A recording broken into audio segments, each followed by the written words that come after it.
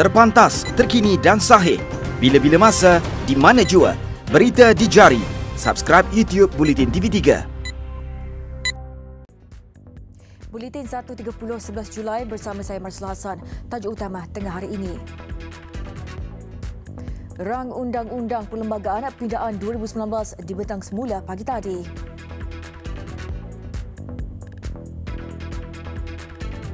Tambang perkhidmatan e-hailing dijangka naik esok.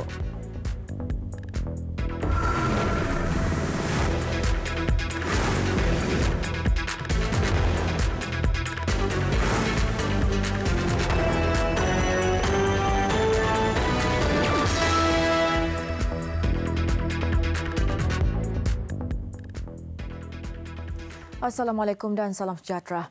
Dua sepupu lemas ketika memancing di tali air Sungai Pulau dekat Kampung Jelompok, Arau Perlis. Menurut ibu saudara mangsa, kejadian melibatkan seorang daripada kanak-kanak terbabit. Namun ketika seorang lagi cuba menyelamatkan mangsa, dia pun ikut lemas.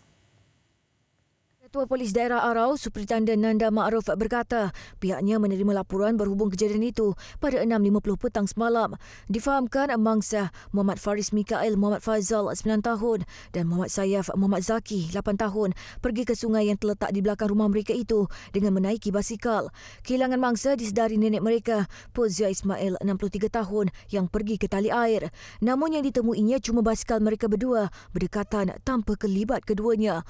Neneknya kemudian meminta bantuan penduduk kampung dan kedua-dua mangsa kemudiannya dijumpai pada kedalaman kira-kira 2 meter di dasar sungai berkenaan. Mayat mangsa dihantar ke Hospital Tuanku Fauziah HTF di Kangar untuk bedah siasat. Kes diklasifikasikan sebagai mati mengejut. Sementara itu, suasana hiba menyelubungi perkarangan Jabatan Forensik HTF. Kelihatan ahli keluarga dan rakan taulan hadir memberikan penghormatan terakhir kepada kedua-dua mangsa. Menurut ibu saudara mangsa, terdapat kesan cedera di bahu kanan Muhammad Faris yang dipercayai tergelincir jatuh ke dalam sungai berkenaan sebelum cuba diselamatkan Muhammad Sayaf. Mungkin dah tergelincir kat macam batu kan, macam simen. Mungkin jatuh lah kot. Mungkin dia tergelincir, kawan dia nak tolong. Cuma lupa kat situ sikit. Lupa kat sini.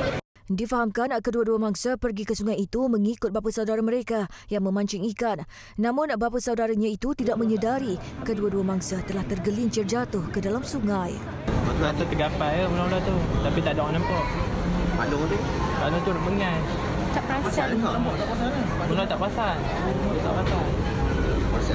Kita terkilan lah kita lah.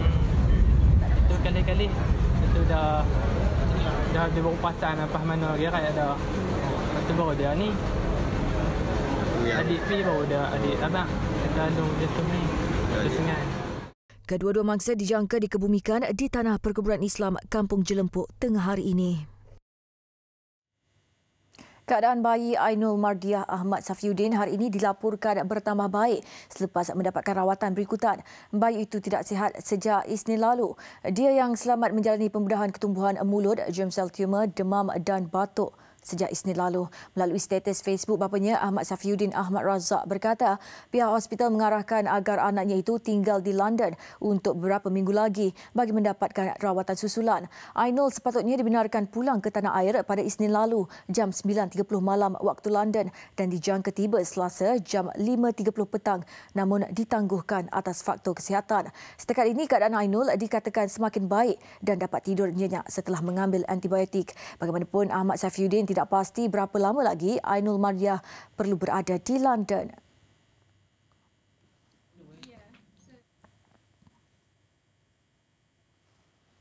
Beralih ke laporan sidang Dewan Rakyat. Selepas beberapa isu timbul berhubung rang undang-undang RUU Perlembagaan Pindaan 2019, ia telah pun dibentangkan untuk bacaan kali pertama di dalam Dewan Rakyat pagi tadi. Isu Akta Hasutan dan Perladangan juga antara yang dibangkitkan di Dewan Rakyat. Untuk laporan selanjutnya, kita terus saja bersama wartawan Safwan Sawi di Parlimen. Rang Undang-Undang RUU Perlembagaan Pindaan 2019 bagi bacaan pertama telah dibentang semula pagi tadi. Ia selepas ditarik balik semalam Menteri Belia dan Sukan Syed Saddiq Abdul Rahman bagi menambah 2 lagi cadangan pindaan berhubung menurunkan had umur mengundi daripada 21 kepada 18 tahun. Berdasarkan aturan urusan mesyuarat, dua lagi cadangan itu adalah pendaftaran automatik dan kelayakan calon pilihan raya kepada 18 tahun. Tuan Yang di-Pertua, saya memohon memukakan rang Undang-Undang Perlembagaan Pindaan 2019. Rang Undang-Undang bernama suatu akta untuk meminda Perlembagaan Persekutuan. Bila bacaan kali yang kedua?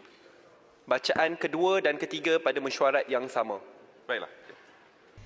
Bacaan kali kedua dijadual dibentangkan 16 Julai depan. Semalam Perdana Menteri Tun Dr. Mahathir Mohamad yakin pindaan perlembagaan itu bakal mendapat sokongan 2/3 ahli Dewan Rakyat susulan komitmen Blok Pembangkang menyokong pindaan berkenaan. Dalam perkembangan berkaitan, akta baharu bagi menggantikan Akta Hasutan 1948 sedang dalam proses penyusunan. Menurut Perdana Menteri Tun Dr. Mahathir Mohamad, kerajaan akan memperkenalkan undang-undang baharu itu dalam masa terdekat. Kita menarik balik undang-undang dahulu dan untuk undang-undang baru kita berada dalam status menyusun semula ayat-ayat dalam undang-undang. Dijangka diselesaikan bila itu? Ada time frame ke yang diletakkan oleh? Secepat mungkin. Menteri Dalam Negeri Tan Sri Muhyiddin Yassin sebelum ini berkata polis masih boleh menggunakan akta hasutan bagi menjalankan siasatan kerana undang-undang itu belum dimansuhkan dan mengarahkan penggunaannya dibuat secara berhemah. Ditanya mengenai penarikan semula rang undang-undang Akta Majlis Keselamatan Negara MKN di Dewan Rakyat, Tun Dr. Mahathir berkata keputusan itu dibuat berikutan banyak pendapat berbeza disuarakan Badan Bukan Kerajaan NGO. Perdana Menteri berkata demikian dalam sidang media di lobi Parlimen pagi tadi. Beberapa masalah yang dihadapi golongan petani dan juga peladang di seluruh negara ketika ini berhubung senarai lantikan kepimpinan Pertubuhan Peladang Kawasan PPK dijangka selesai hujung minggu ini. Menteri Pertanian dan Industri Asas Tani Datuk Salahuddin Ayub berkata pihaknya kini sudah 40% siap untuk menyelesaikan perkara itu. Tertangguh sebab kehadiran Ramadan, mereka memilih untuk mengadakan mesyuarat selepas hari raya ini. Setakat ini hampir 40% telah siap dan saya yakin dan percaya tidak ada sebarang masalah yang berlaku dan minggu ini, hujung minggu ini saya akan tanda tangan semua senarai nama yang telah pun dikemukakan. Manakala bagi senarai lantikan Pertubuhan Peladang Negeri PPN dan Pertubuhan Peladang Kebangsaan NAFAS dijadual selesai sehingga penghujung tahun ini. Beliau berkata demikian ketika menjawab soalan tambahan Ahli Parlimen Rembau Khairi Jamaluddin berhubung masalah itu menerusi maklumat yang diterima Khairi daripada Lembaga Pertubuhan Peladang LPP. Pentadbiran NAFAS digantung tahun lalu selepas kementeriannya mendapati masalah urus takbir dan ketirisan yang serius dalam pertubuhan berkenaan. Ia kini sedang melalui proses reformasi penstrukturan semula kepimpinan untuk kepentingan hampir 900,000 golongan petani dan peladang di seluruh negara.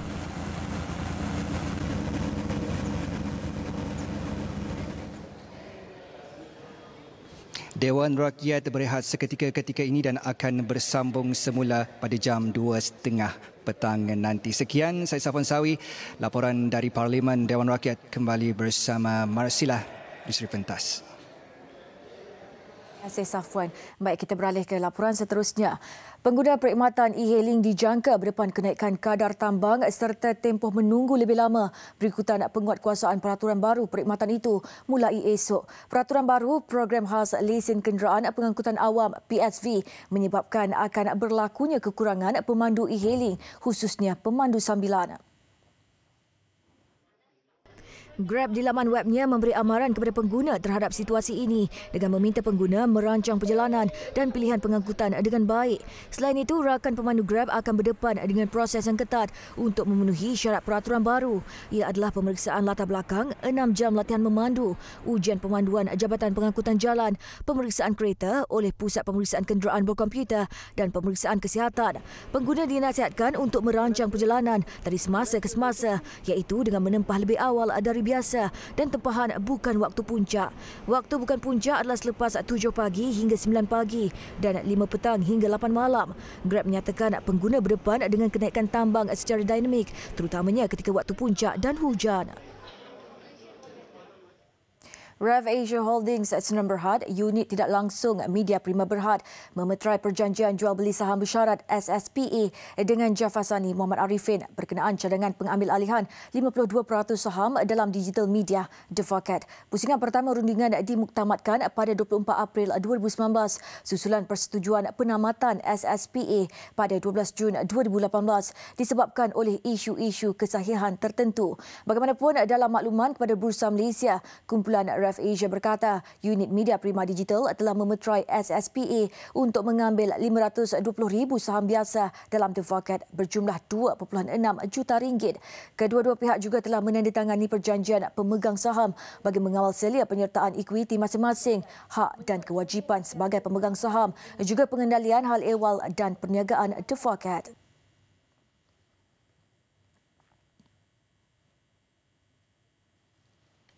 Projek Mega Laluan Rel Pantai Timur ECRL bernilai 44 bilion ringgit dijangka memberi impak positif kepada 140 industri. Menurut Persatuan Kontraktor Binaan Malaysia MBAM, pembabitan kontraktor tempatan yang dipertingkatkan daripada 30% ke 40% bahagian kerja sivil ECRL akan meningkatkan pendapatan bagi 2019. Because the nature of construction is sub. Because nobody can do one job total. So a big company might get a job. But when do turfing, he might get a small contractor come in. Drainage, a small contractor come in. So there's a chain reaction there. And even as I always say, makcik sell nasi lemak at the construction site also will survive. Because the worker go and makan.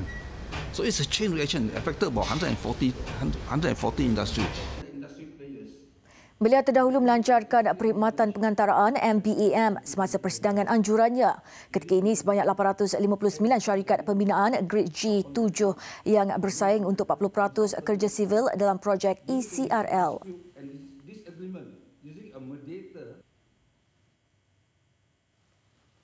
Cukai digital yang akan dilaksanakan tahun depan dilihat tidak memberi kesan teruk kepada pertumbuhan e-dagang. Timbalan Menteri Perdagangan Antarabangsa dan Industri Ong Kian Ming berkata, cukai baru itu ditetapkan pada kadar 6% mulai 1 Januari 2020. So we are only following these global trends, and I think it's as long as the demand is growing, which I think is the case for Malaysia, I don't think that it would be greatly affected by the imposition of the digital tax. Cukai digital dicadangkan oleh kerajaan pada pembentangan bajet 2019, manakala rang undang-undang cukai perkhidmatan pindaan 2019 bagi melaksanakan cukai itu diluluskan Dewan Rakyat pada April lalu.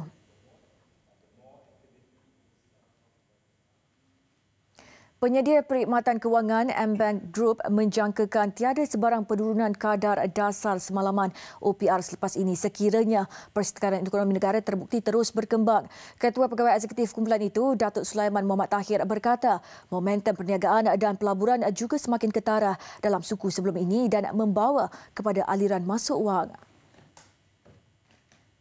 The money flows are coming in, then what's the point of doing a reduction right now? The whole idea is to stimulate growth, and you're already seeing this activity happening, at least for the first quarter. So maybe, as I said, not yet, but we don't know what's to come. Because if the environment continue to grow, I mean, improvements you're seeing in terms of investments and climate, I don't know whether you want to do a further reduction in the rates, because what it does is really money will flow out. If if the rates are just too low. Terdahulu berlangsung Majlis Pelancaran Kad Kredit Platinum AmBank UnionPay. Baru-baru ini Bank Negara Malaysia mengumumkan keputusan untuk mengekalkan kadar dasar semalaman OPR pada 3% selepas penurunan 25 mata asas pada Mei.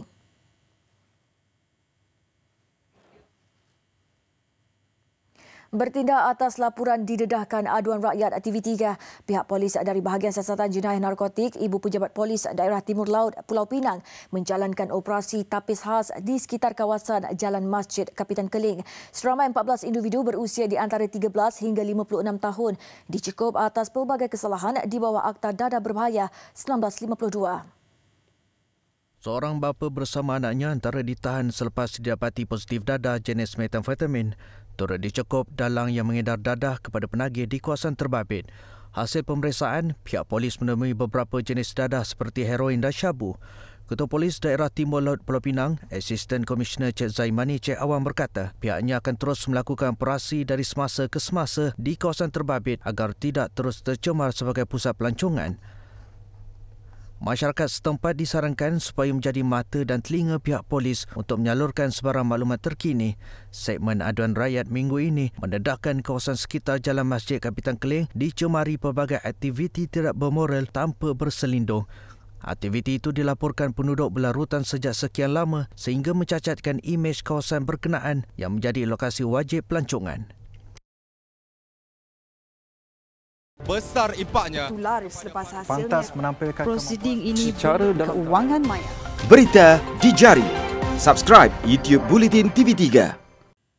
11 orang awam termasuk 4 kanak-kanak maut dalam serangan udara yang dilancarkan oleh tentera rejim Syria dan sekutunya di barat laut negara itu. Berdilan yang menyasarkan bandar Jis al-Shugur di wilayah Idlib turut meranapkan sebuah hospital. Menurut Badan Pemantau Hak Asasi Manusia Syria, 7 orang awam termasuk 3 kanak-kanak terkorban di Jis al-Shugur. 3 mangsa terbunuh selepas sebuah hospital dibedil, manakala 4 lagi maut di sekitar bandar itu. Petugas penyelamat Wat Helmets berkata, peluru berpandu menyasarkan sebuah hospital dan beberapa kawasan kediaman di bandar itu. وقد أدت الأضرار إلى إصابة كافة المولدات التي تمده بالطاقة. وأصيبت سيارة الإسعاف الوحيدة التي الموجودة لدينا وخرجت عن الخدمة، ولذلك المشفى حاليا خارج عن الخدمة، وهو المشفى الوحيد الذي يقدم جسر الشغور وما حوله من القرى، ويقدر عدد المستفيدين من حوالي 75,000 بني آدم. Mangsa yang cedera dipindahkan ke hospital lain untuk rawatan. Sementara itu, sekumpulan pelarian yang berkumpul di Bandar Marit Hurma, wilayah Hamah menjadi mangsa serangan udara Rusia. 4 orang awam termasuk seorang kanak-kanak terbunuh. Sebuah keluarga Palestin diusir keluar dari kediaman mereka di timur Baitul Maqdis selepas peneroka haram Israel menangkis mahkamah yang berlarutan lebih 2 dekad. Menurut Pertubuhan Bukan Kerajaan, Peace Now, rumah pangsapuri milik keluarga Siam terletak di kawasan penduduk Palestin di Silwat. Kediaman itu menempatkan seorang wanita berusia 53 tahun bersama 4 anaknya. Difahamkan seorang ahli keluarga itu ditahan polis selepas enggan berpindah. Sejak 1990-an, keluarga Siam sudah berjaya mendapat hak pemilikan di Mahkamah Israel. Namun kumpulan peneroka haram Yahudi mengemukakan dokumen lain kepada hakim bagi merampas pemilikan harta itu.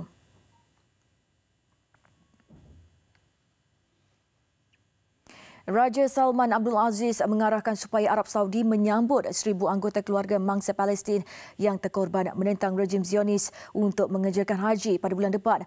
Mereka adalah jemaah undangan di bawah program tetamu haji dan umrah Raja Salman yang merupakan penjaga 2 masjid suci. Menteri Hal Ehwal Dakwah dan Bimbingan Islam Arab Saudi, Sheikh Abdul Latif Al-Ashri, mengucapkan terima kasih atas kemurahan hati Raja Salman terhadap Palestin dan penduduknya. Beliau berkata kementeriannya akan bertindak pantas bagi melaksanakan titah Raja Salman. Tambah beliau, proses kunjungan jemaah akan disempurnakan menerusi kedutaannya di Mesir dan Jordan. Selain memuktamadkan semua prosedur untuk kunjungan ke Arab Saudi dengan penerbangan persendirian dan menawarkan perkhidmatan untuk membantu jemaah menunaikan haji. Besar impaknya. Laris selepas hasilnya. Pantas menampilkan prosiding ini secara dalam keuangan maya. Berita di jari. Subscribe YouTube Bulletin TV3. Laporan sukan. 2 perlawanan Liga Super berlangsung semalam menyaksikan Perak berjaya menundukkan Selangor 3-2 di laman sendiri. Sementara Kuala Lumpur hampa apabila tewas di tangan Felda United 0-2.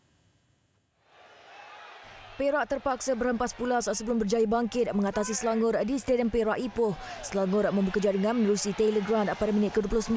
Tersentak dengan gol itu, skuad kendalian Mehmet Rakovic bangkit mendapatkan gol penyamaan menerusi Karika pada minit ke-42. Selang 3 minit, Selangor kembali di depan selepas jaringan Endrick Dos Santos menewaskan penjaga gol Hafizul Hakim. Minit terakhir sebelum tamat separuh masa pertama, skuad The Boscaurus sekali lagi menyamakan kedudukan menerusi tebakan percuma Leandro. Bersambung perlawanan, Karika menyelamatkan Perak selepas berjaya membolosi gawang gol Selangor pada minit ke-61. Kemenangan itu sekaligus melonjak Perak ke tangga ke-6 Liga dengan 30 mata. Sementara itu, misi Kuala Lumpur untuk terus bersaing di Liga Super musim depan menemui jalan sukar selepas tewas 2-0 pada Felda United FC di Stadium Bola Sepak Kuala Lumpur Ceras. Tuan rumah bermula garang namun ketumpulan penyudah menafikan hasrat untuk meraih gol awal. Bagaimanapun, Felda bangkit mengimbangi permainan dan hasilnya minit ke-40. Khairul Amri Muhammad Kamal memanfaatkan peluang untuk gol pertama pelawat. Bersambung babak kedua, tuan rumah gagal untuk memanfaat peluang. Sebaliknya pada minit ke-63, Zahril Aziz Zabri menambah jaringan kedua buat Felda United. Dengan baki 2 perlawanan lagi, tugas mencabar menanti skuad kendalian Rosli Maderus untuk mengelak turun ke Liga Perdana musim depan. Kuala Lumpur dijadualkan menentang Johor Darul Takzim JDT di tempat lawan sebelum menamatkan musim ini bertemu Perak. Kemelut yang melanda Persekutuan Karate Malaysia, MAKAF, bagai belum menemui noktahnya selepas terbentuk satu lagi barisan exco baru. Ia berikutan proses pemilihan yang diadakan oleh 12 ahli gabungan yang mendakwa pemilihan adalah sah dan mengikut perlembagaan. Dengan pelantikan Datuk Clement Su sebagai Presiden baru, bermakna MAKAF kini dinaungi 2 Presiden selain Presiden asal Tan Sri Ali Rustam. 12 ahli gabungan yang menentang MAKAF telah mengadakan mesyuarat agung Dwi Tahunan MAKAF di Putrajaya semalam. Sesi pemilihan ahli jawatan kuasa baru turut diadakan sekaligus memilih Datuk Clement Su sebagai Presiden MAKAF. We're going to submit our BGM kepada pesuruh sukan and they have to go through it and we have three things in mind. Number one, kita follow perlembagaan. We are following constitution. Constitution is above everything in a sport body. Number 2 is we are majority. Kita ada 12 athlete out 22. Dan number 3 is whatever we do, it is not illegal. Menurut Setiausaha Agung MAKAF, Pitiago, pihaknya kini menanti maklum balas Pejabat Suruhjaya Sukan PPS untuk mengesahkan minit mesyuarat dan barisan ahli jawatan kuasa baru MAKAF ini. No, kalau sekiranya PJ diiktirafkan, dia kena ada sebab. Mengapa dia tidak diiktirafkan? Sebab mengikut perlembagaan Persekutuan Karate Malaysia, kita harus melakukan kita punya pesyuarat agung ni sebelum 31 Mac. Tetapi oleh kerana mesyuarat ini tidak dilangsungkan dan hari inilah hari yang kita mengambil alih dan melaksanakan mesyuarat tersebut, so I don't find a reason why PJS tak akan terima sebab kita mengikut proses. Pelbagai inisiatif untuk menarik minat pelajar dari bangku sekolah untuk menceburkan diri dalam bidang sukan. Salah satunya dengan memperkenalkan sukan baru iaitu Baseball 5. Walaupun kali pertama diperkenalkan di Malaysia, baseball bukan asing lagi di Jepun dan China yang sudah beberapa tahun mengadakan pertandingan di peringkat sekolah. Baseball 5 atau juga lebih dikenali sebagai B5 merupakan satu sukan urban versi softball dan baseball. Bagaimanapun sedikit kelainan tentang sukan ini di mana ia memerlukan seramai 5 orang pemain dan bermain dengan menggunakan bola getah. Pembangunan sukan baru ini sangat penting untuk Malaysia menyertai Piala Asia Baseball 5 yang bakal berlangsung Januari tahun hadapan. Saya berharaplah bahawa ini dapat dimulakan di sekolah. Selepas ini saya akan bekerjasama dengan Persatuan Softball Malaysia untuk berbincang supaya sukan ini dimasukkan ke dalam kurikulum sekolah dan menjadikan dia pertandingan juga dalam MSSM. Lebih 40 orang guru dari seluruh Malaysia turut menyertai program seminar kejurulatihan Baseball 5 yang dianjurkan Konfederasi Softball Baseball Dunia di Sekolah Kebangsaan Pulau Indah, Kelang. Dia satu potensi yang baik kepada permainan sukan kepada peringkat KPM kerana kita di peringkat sekolah, terutamanya kami Sekolah Amanah Malaysia, kami memang melihat kemajadian kalangan murid. Jadi dengan adanya konsep permainan ini, kami yakin dan percaya program itu dapat dipanjang luaskan dan pada masa yang sama insyaAllah akan menjadi permainan yang akan diminati ramai di peringkat sekolah. Buletin 1.30 berakhir di sini. Kami tinggalkan anda dengan visual luncur air bermotor. Ifal, saya Marslah Hassan. Salam hormat dan Assalamualaikum.